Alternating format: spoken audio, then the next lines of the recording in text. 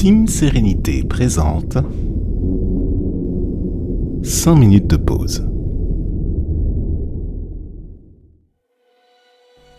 Installe-toi confortablement sur une chaise, un coussin de méditation, et reste à l'écoute de ce qui va suivre, qui va se connecter à ta puissance intérieure.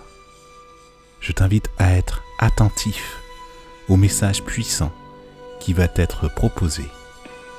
Une invitation à être le leader, à suivre le leader qui est en toi.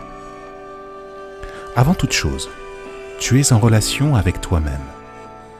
Dès que tu en prends conscience, tu commences à te confronter au principe de l'altérité, c'est-à-dire l'autre incarné dans un véhicule semblable au tien. Un corps physique aux caractéristiques pouvant te sembler différentes à la perception, mais aussi des croyances, des pensées, voire même des convictions qui semblent être différentes.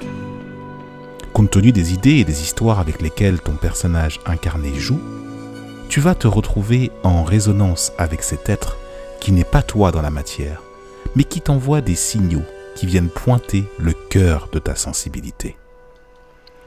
Cet être peut toutefois te sembler inaccessible, de par la distance, l'activité, le rayonnement, car cet être qui fait résonner des choses en toi touche aussi d'autres êtres à différents degrés, tout comme toi.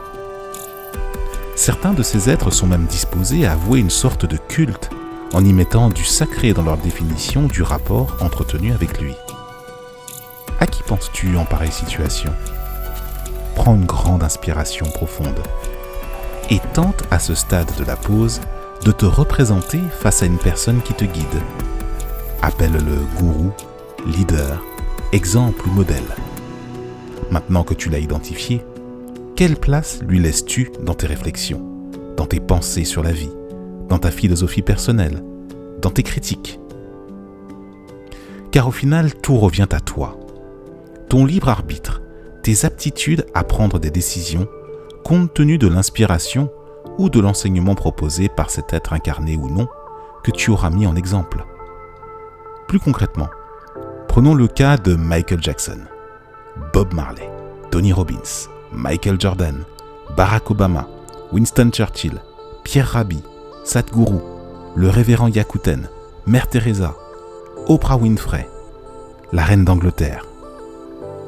Tous ces êtres, que tu les connaisses ou non, que leur nom t'évoque quelque chose ou rien du tout, ont tous un point commun dont ils disposent à différents degrés.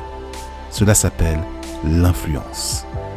Dans le sens où, lorsque ces êtres vont prendre la parole ou entreprendre des actions concrètes, tu vas te sentir motivé, enseigné, inspiré ou galvanisé par ce que leur pathos, leur logos et surtout leur ethos renvoient à ta conscience. Et comme je te l'ai dit plus haut, ces guides font appel au guide qui est en toi. Suis le leader est ainsi directement connecté à l'injonction qui t'est proposée. Sois le leader. Suis le leader du verbe suivre, sois le leader du verbe être. Je répète, suis le leader versus sois le leader. Il y a donc ce guide en toi qui est connecté avec la capacité d'influence des guides à l'extérieur de toi. Rappelle-toi seulement qu'il n'existe pas uniquement que des guides qui sont ou qui ont été incarnés.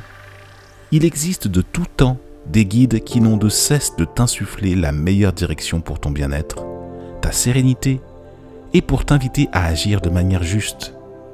On les appelle communément des anges, des maîtres ascensionnés, des gardiens de vie. La balance entre ces deux types de guides, dans ton ouverture et ta perception, est déterminante pour ta sérénité au bout du compte. Plus tu ouvres ta conscience et plus cela devient intuitif. L'intuition, cette chose en toi qui ne t'a jamais trompé. Elle s'active et surtout en l'écoutant régulièrement, elle t'invite à être ton propre guide. Suis-toi toi-même, sois-toi toujours.